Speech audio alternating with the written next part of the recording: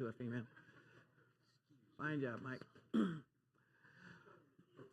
Well, two of my all-time favorite movies are about Africa. There was Out of Africa, winner of 7 Academy Awards in the 1985 Best Picture, which is a very serious film, drama. And then Coming to America, featuring Eddie Murphy as an African prince who came to America to find love, which is not a serious movie, but a comedy. And I've actually been to Africa myself twice. Once when I was 19, at that time it was called Rhodesia, and now it's called Zimbabwe. There in South Central Africa. And then again, when I was about 30 years old, to Gabon, which is in what they call the armpit of Africa. It's not really an armpit place, but it kind of looks like it's on the west side. When I was about 30, I went there. And I've had the good fortune, really, of traveling to a lot of places in my life. I've been to London. I've been to Rome, saw the Colosseum. I've been to Central America. I've been to the Philippines. I've been to Southeast Oklahoma, a lot of exotic places, but nothing quite like Africa. I mean, the incredible beauty, it is amazing, and the vastness of the place is just incomprehensible, and the people are wonderful, and they're totally unique cultures depending on where you go. And today we have a special guest, and his life story comes kind of from these two movies, Out of Africa and Coming to America. So let's have a nice welcome again for Emmanuel Crawford. Come on up.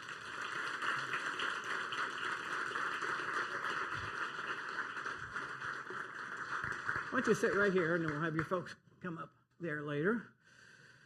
Well, if somebody made a movie out of your life story, no one would believe it's true, right? From Ghana to Grove, Oklahoma, from child slave to the 2022 Gatorade Oklahoma Player of the Year award he just won. Fantastic. So I thought we'd start off with just you telling us a little bit about your birth parents, because now you have the adopted parents here and the family you're part of now, and that's your life now. But what do you remember, or what about your birth parents? Did you have any siblings that you remember? What do you remember about your earliest years in life when you were a child slave? So I don't have a lot of recollection, and I think it's all based off the grace of God, because no person should have to remember such a bad time in their lives. But the only time that I have recorded of meeting my parents was in the back of a car headed to the embassy so they could sign letters to release me. Sorry, that's my fault. All right, try that. Hello? Yep. All right. All right. Sorry. And as far as siblings, I actually had... So the man that rescued me, or one of the people that rescued me from childhood slavery, he had reached out, I think it was December 24th, and had sent me a picture of a kid that's supposed to be my little brother. And so that's kind of all I have as far as family. And then I just saw a picture of my mom, I think it was a year and a half ago. It was the first time I'd ever seen my mom, so... Do you know when your birthday was? Do you have a birth certificate now, or do you know when it was? Yeah, December 4th, 2004. Okay. I just kind of wondered because of the your background and stuff. So, I mean, in our country, in our culture, it's hard to imagine selling your child, but it's fairly common in some third world countries and Ghana. And so what happened?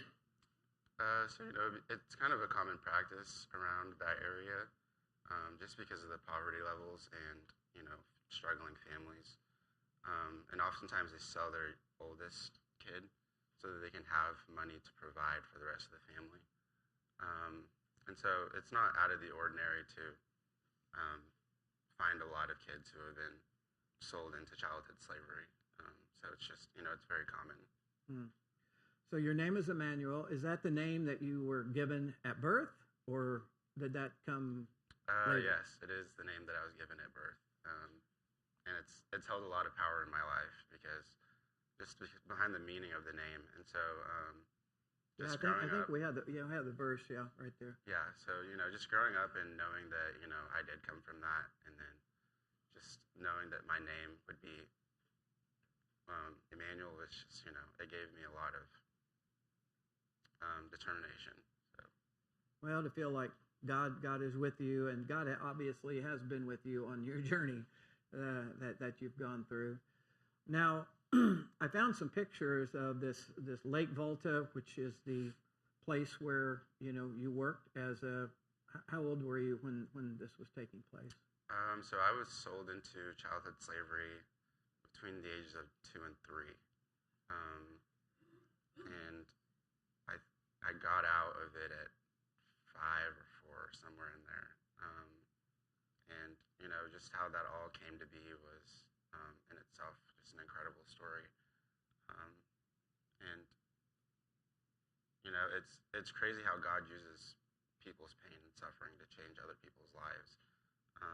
And the 2 people that were there that day was George Achibra, which is the Ghanaian man that was there to help rescue me, and then my mom's friend, her friend's husband, Randy, was there. And the whole reason why she started her organization was because her son had died in a car accident or in some kind of, accident. And so she felt like the Lord was calling her to just, do something. And so that is when she started that organization. And her husband was with George that day. And, he just felt in his spirit that, God had told him, that kid right there, he needs to come to America. I have a bigger plan for him, and he doesn't need to be here.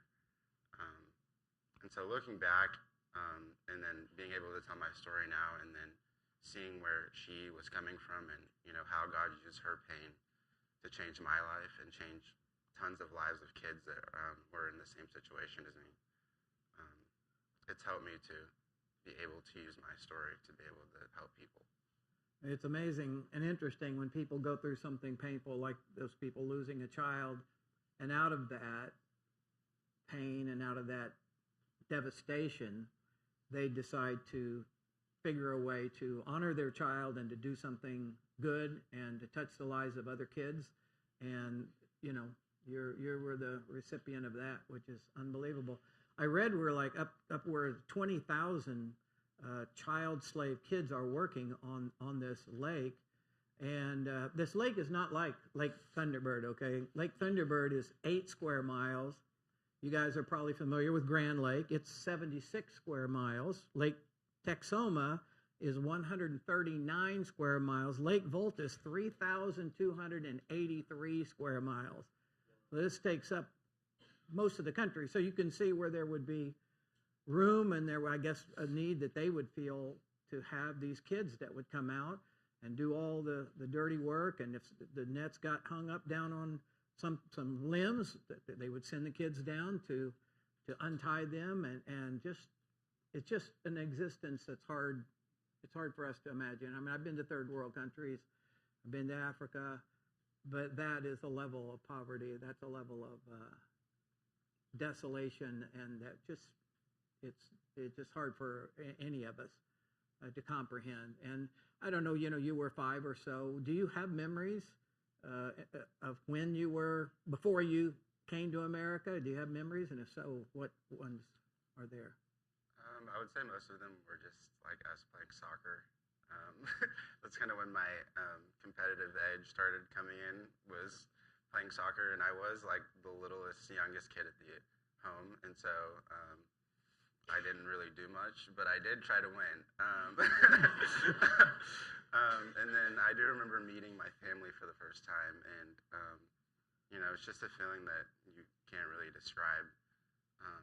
Just meeting my parents and knowing that you're talking about Stan and yes, that something wonderful was awaiting you. It's just an incredible feeling. At that time, had you even heard of the country called America? No, I was kind of just in my own little bubble of playing the World Cup every time I stepped on the soccer field. Well, you used your imagination for something that is pretty positive. Now, you seem like a pretty soft-spoken guy. When you get on the football field, your kind of inner what comes out? I would say there's not a huge difference between me off the football field and on the football field, because, you know, as an athlete, you're either a jerk on the football field or you're nice to people, and I've always just seen it as, you know, we're all kids and we're all out here having fun. You know, you're having fun. Yeah, obviously they're chasing you around. Obviously, the goal is to win, but after every play, you know, I make sure I'm helping kids up. You know, telling them. I bet it drives them crazy. I mean, I know you're doing that for the right reason, but when the best person is the nicest person, it's like, oh, come on. Oh, you know? I've heard it from kids on the other team. They, you know, yeah, they told me, like, our coach told us to hate you, but you know, we're having a hard time. You kept helping us out. And I was like, I'm sorry. So, you know, I'm competitive, but there comes to a certain point where you also have to be respectful to the other athletes on the football field. So, well, I want to ask Stan and Audrey to come up for a moment. And Stan just agreed to do this today, I think.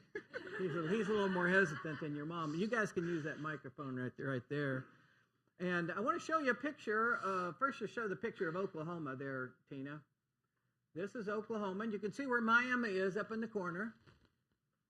And then you can see where Grove is. And so, you know, that's about 20 miles apart or whatever. We grew up, and he was an all-state athlete, and I played on the basketball team. We have a lot in common. So I wanted to ask you guys, from your perspective, when did the opportunity even come up where you heard about his situation or just the situation, and it came about where you guys got involved in that? So in December 2000, okay, you should tell it because you'll tell the Reader's Digest version and I'll tell the drama. In December 2009, we had 5 kids, obviously, yeah. And I kept thinking I wanted another one. And I don't know why, because our life was full, and if you have 5 kids, you need to work all the time to keep food on the table. But I just felt like there was another child out there. And so December 2009 for Christmas, Stan gave me a card, and he was going to turn 50 that next year. And he said, I've done some research. If it's international, he said, this is the year. Because at international, sometimes they won't let you adopt after 50. So the card said, I'll do every put every resource and every energy I have into bringing one more child into our house. And that was that card. And that's what compelled. It's like, okay, we're on the same page. And January 2010, Pam Cope, who did lose a son at 16, heart issue, came home from football practice, wasn't revived, and she started Touch a Life. She and her husband, Randy Cope, started Touch a Life out of that grief. She started rescuing kids in Cambodia and Vietnam. Anyway, and then saw a newspaper article about all these children being sold on Lake Volta in the fishing industry. So she happened to be a patient of ours, and she was reading the same Bible study book or doing the same Bible study as I was. Anyway, long story short, Stan was working on her. He said, you need to meet my wife. I think you two would click. We became friends. That was a few years previous. Fast forward, I call her because I knew she rescued kids. I said, do you adopt them out? No, I don't want to adopt them out, but why don't you go to Africa with me? Because there's one little boy my husband rescued, and he thinks he's supposed to come to America. So they had never adopted the kids they had rescued out. So you're talking 70 kids, and they would put them in a home, much like a Baptist home. They even tried to create it not like an orphanage, more of a home with home parents. Anyway, she said, we're making a trip. Why don't you go with me? And so that would have been the first time I met Emmanuel. So you all are dentists there in Grove. You're from Wilburton, Oklahoma. He's from Oklahoma City. Yeah, not Southeast Oklahoma. Not Southeast. Northeast. Hey, Northeast Oklahoma is sophisticated. Southeast Oklahoma. But they went on their honeymoon near or whatever Grand Lake, and they just like, hey, why would we go back there? This is beautiful here, and Grove has just exploded with growth, and Miami has shrunk, and it has. There was a big factory there, and it closed down, and so it's kind of sad. Miami's not that great anymore, and Grove now is the center of activity in that area, and so they stayed there, and they're dentists in Grove, and so you made the trip over there, and did you meet him at that? On your first trip over? I met him that trip, and he fell asleep in my lap. And it was like, when I got home, it was like, yeah, every resource. We could reenact that right now if you want. No. Anyway, so then how long did it take until that first meeting, until you actually got on the plane? Flown over there, I think I read 6 times you've flown over there and back? 6 times. I went by myself the first time and the last time, because by the time we went to get him, nobody else believed that it would happen, or that it really was, or they had all gotten sick. But we did it ourselves. There was not an adoption agency, and Touch of Life is not an adoption agency. Wow. And so Stan did it himself and did the paperwork and process, and we had to make several trips. We had to hire an attorney over there and do the paperwork. And we took our entire family to bring him home the 1st of August of 2010. And everyone got sick that trip. And everyone had the pictures you had of Africa imaged that they were coming. Now, we were in Accra in the city, and we went to the embassy or the home. There was no sightseeing, anything. And so nobody would return to me with me when we got the call in September and said, the paperwork's done, you can come get him. No one believed it because it had all failed the time before, and so I brought him home. What do you remember about when you got here, and then you not only in a different country, different language, what language do they speak in Ghana? So we actually all spoke English. Oh, yeah? They taught us English at the home. Well, that's... So we had a pretty good education there. And then, I had my first hamburger when I got here, and just stuff like that. First time seeing snow. So how else? Now you also not only had to transition to a new country, but a new family that was a fairly full family when you showed up. How did that go from your perspective? It wasn't any different than being born into a family.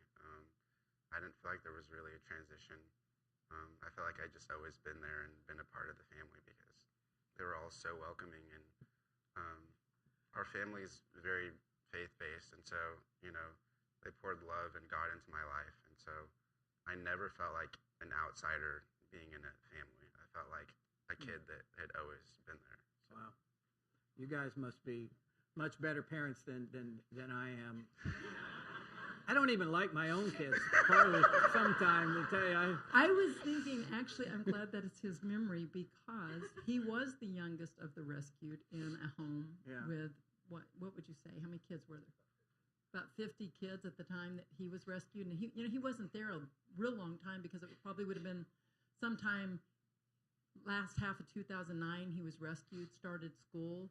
So he had been like a pre-K kid in school, and that was the thing about Touch of Life. They got supporters, so that each kid was rescued, put in a home, got to play, be a kid, play soccer, and go to school. And in the schools, they taught English. So he had started English. So by the time we brought him home, he had been in school for a full year. And so his English was good. He spoke tree before that, and we're sad because he forgot all his words, because his sister was famous going, say something, He had the cutest little accent, and was also a strong British accent there. I saw a video of you as a little kid that's on YouTube that showed you before you were adopted. And you had a great little semi-African sort of British accent. Yeah. It was great. Yeah. You were like probably 4 years old at the time of that video, 5 maybe. It was funny to hear you speak then as just a little bitty kid.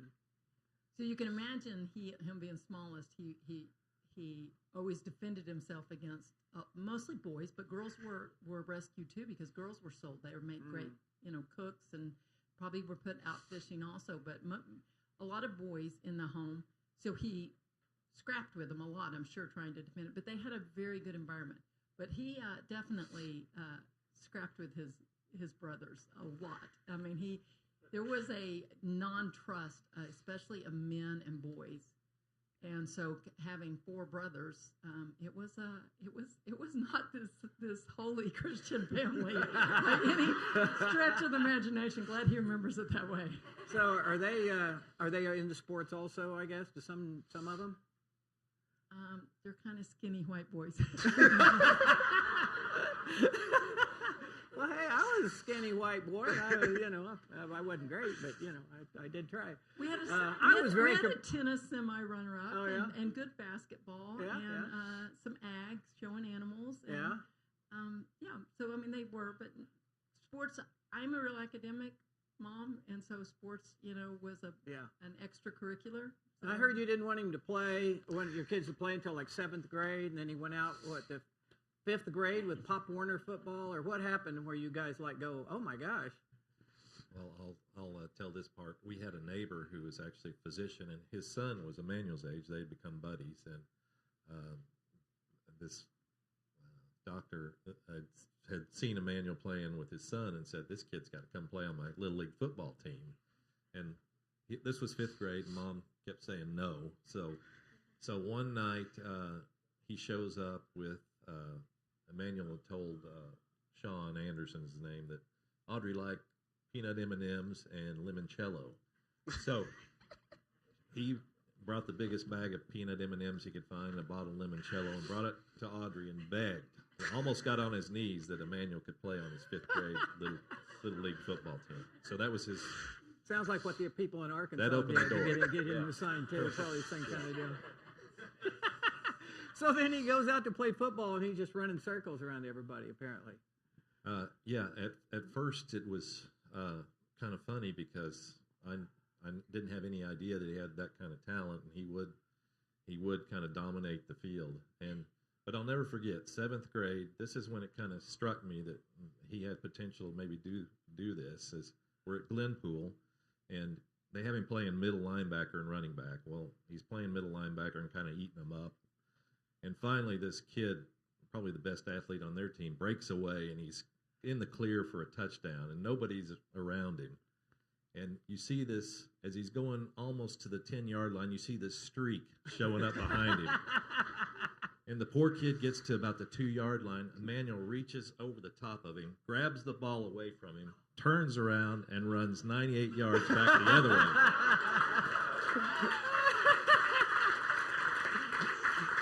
Anyway, at that point, well, maybe we've got some potential here. And I think the high school coaches that were helping with the 7th grade were salivating. I bet they were.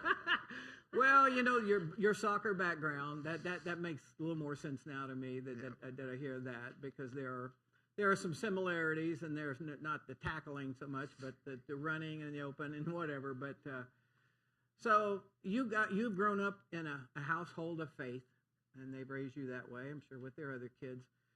When was it when you began to understand what the Bible says, and that Jesus died on the cross for you, and that you could trust him with your salvation, eternal life, go to heaven someday?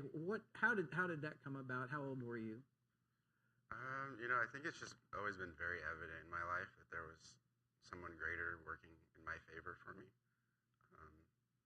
But I would say, when I went to Kanakuk, which is a Christian sports camp, that's when I experienced the biggest growth in my faith, was being around other kids who, wanted a relationship with God, and being around counselors who, were going to help you reach that point.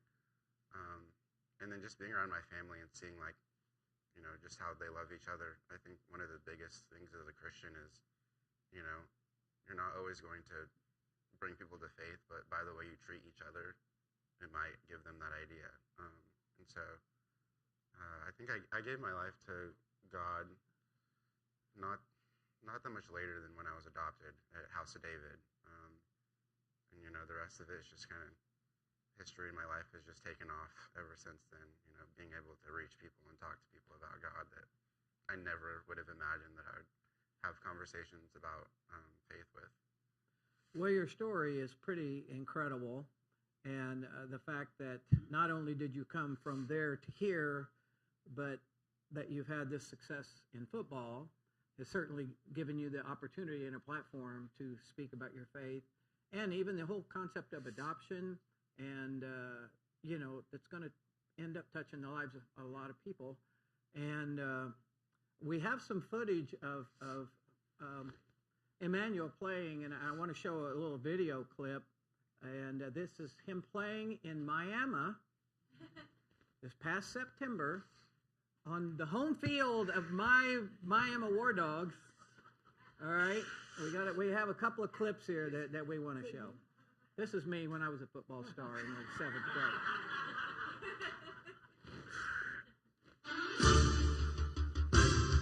See if you can remember.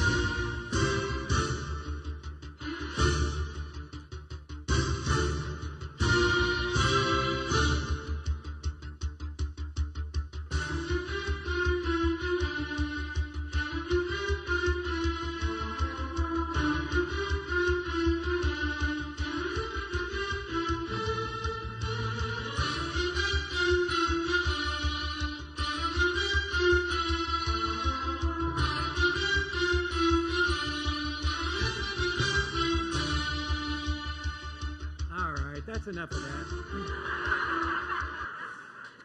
Now the final score was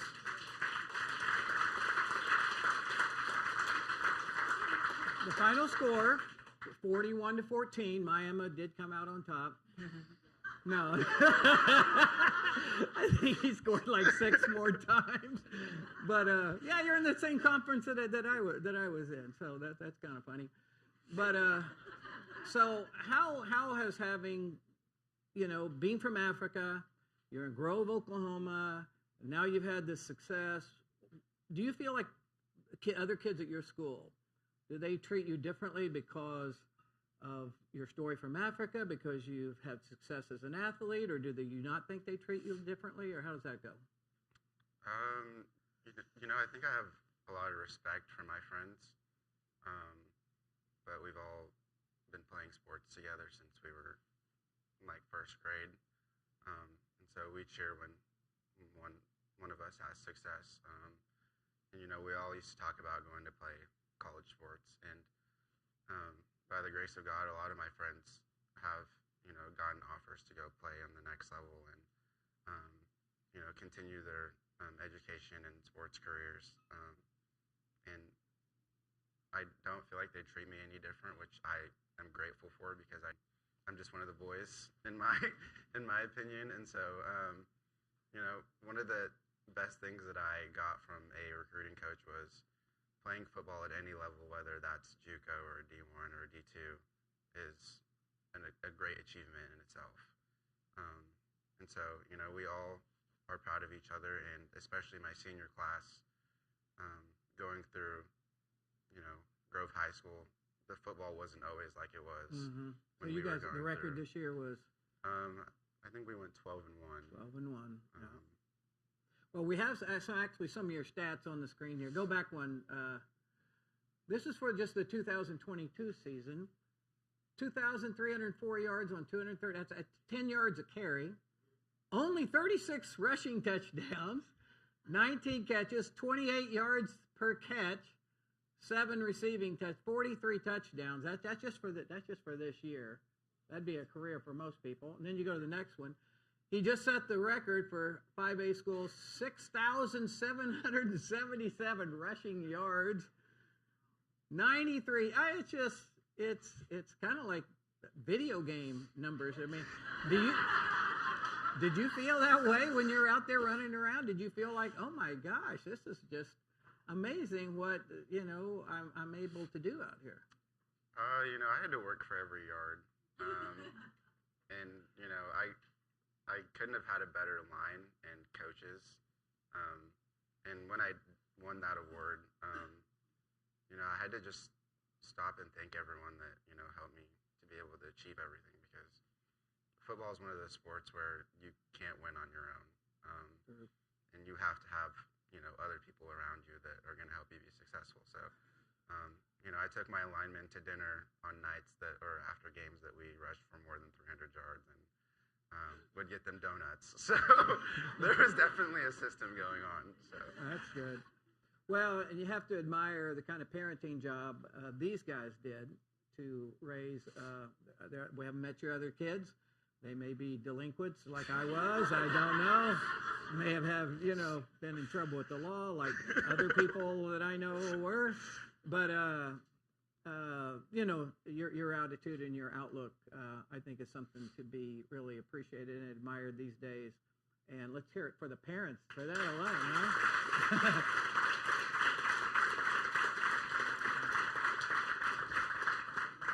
Can I say something about the parenting? Because you do have some young parents in here. He was our 6th child, so you should get better by then. But, he talked about Kennecott, and he was still having night terrors and some tossing and turning in the bed and some things because, God graced him not to remember a lot of it, but, it was still, he didn't get cuddled. And it's funny, I remember taking him to Walmart the first time, so he'd have been like 5 years old, and he went to the baby aisle, because he hadn't started with toys and stuff. And he hung to people a lot more. He still lays in my lap and goes to sleep. And so, he missed those psychological developmental stages of people, and God graced it so much, but there were some things. But we sent him to Kennecott one summer, and he claims that I did it to get a break. That it was the longest Christian camp I could find on the internet. 3 months long. Also. But I was working, and I couldn't find summer help, so it kind of was a little bit true, but it wasn't to get rid of him. But if you know anything about Kennecott, you aren't allowed to send candy or snacks. They feed you at certain times. No cell phones. No mama's calling. You can't call mama. And why they do that is they set up a positive environment. And for those weeks, he had a positive environment. And so I say that to say I'm a mom that says don't do that. And for those weeks he had, you can do this. And so they, that psychological part where they tell your kid a positive thing, and he came back and the night terrors had stopped. And so we had done, had the elders lay hands, do stuff like that. But it's amazing the environment is what changed him, and that's what people did. That's what changed him. It wasn't us by any stretch of the imagination.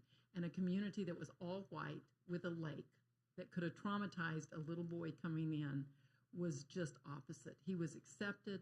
He started trusting men. Sports gave him a reason for big, tough men that might cuss a little on the field and everything else, that they were for him, not against him. And so sports was actually turned to the positive of him knowing I can trust man.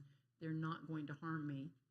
And then the other thing, I'm not an athletic mom at all. In fact, he'll tell, because people started saying, hey, we've heard your son's a really good player. What position does he play? And I'd go home and go, what position do you play, man? And I was like, what is RBAT?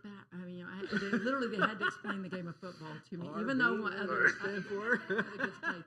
But what was meant for harm of what he, during that time, instead of being cuddled and treated as a baby and toddler, he learned instinct skills of seeing all the around him has turned out. I mean, like he could give directions at 5 years old. He'd tell me how to drive to Dallas because he could see. And same on the football field. If you ever look, it is like a video game. He sees the whole field.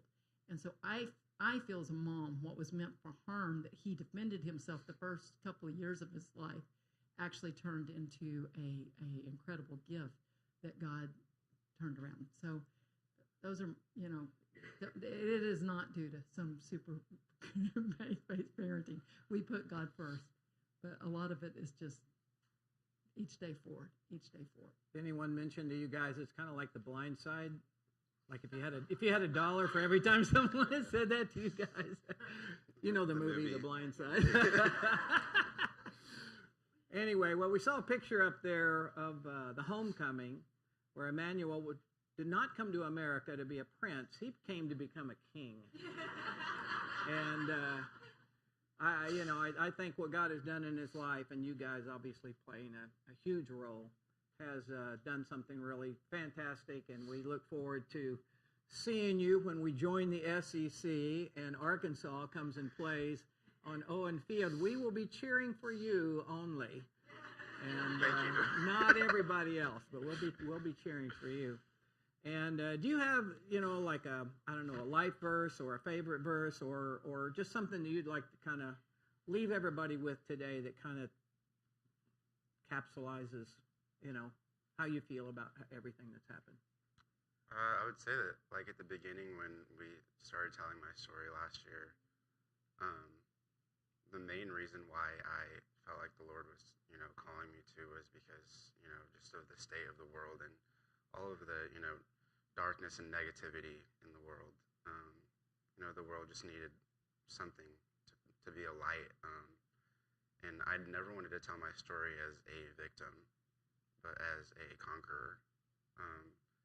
And so I just want people to know, like, if you're going through something hard or you've been through something hard, allow God to use it as your testimony. Because if you do have this great testimony and you live your whole life using it as a crutch instead of, using it to be a light into the kingdom of God, then, you've wasted this wonderful opportunity that God's given you to change lives. And after everything had happened and, I started telling my story, the amount of people that, reached out to me, kids in my school building that told me about what was going on with their home lives, because they felt comfortable and felt like, he can understand because he's been through this. And so you never know what kind of doors God's going to open when you, open yourself up to other people and allow God to use you. So just, don't be afraid. If it is from God, then it'll be good. But if it's not from God, then it won't be good. So, just trust that if God has put something into your heart, to do it. Don't hold back. Your parents gave you a great name, Emmanuel, meaning God with us. And I think God's going to use you in who knows what ways in the future through football and any other way that God can use your life and use your story and use your strengths to make a difference in the lives of other people. And we really appreciate you guys driving all the way down here to actually, you graduated from OU, right? Both have graduated from some of their and 4 kids have we've paid tuition. We've supported the economy. We have 4 of his siblings. One went to OSU, and now we'll have in Arkansas. But this one's getting paid for, and it's the gift also. Let's hear it for these guys today. Thanks for coming. We appreciate it, man. Thanks for doing it. Thanks again, you guys. Thank you.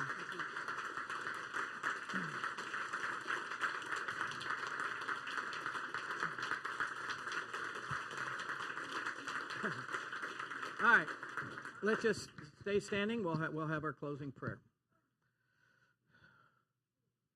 Lord, each one of us here today has a life story. It might not be as incredible and dramatic as Emmanuel's, but you work in our lives and you bring us through. Many people here have been through really, really difficult things. Maybe not when we were young, maybe when we were later in life.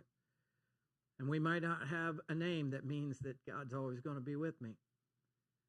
But Lord, thank you for his story and for Audrey and Stan and their family, and pray that your blessings will continue to be on them and on him as he finishes out his high school senior year and then goes off to the University of Arkansas. Lord, we're thankful that you are still alive and well, and you touch the lives of people in just amazing and unbelievable ways. And we're thankful, Lord, today for his testimony and his story. And I pray that we would carry, this message in our heart for a long, long time to come. I pray that in Jesus' name. Amen. All right, thanks, you guys. We'll see you next week.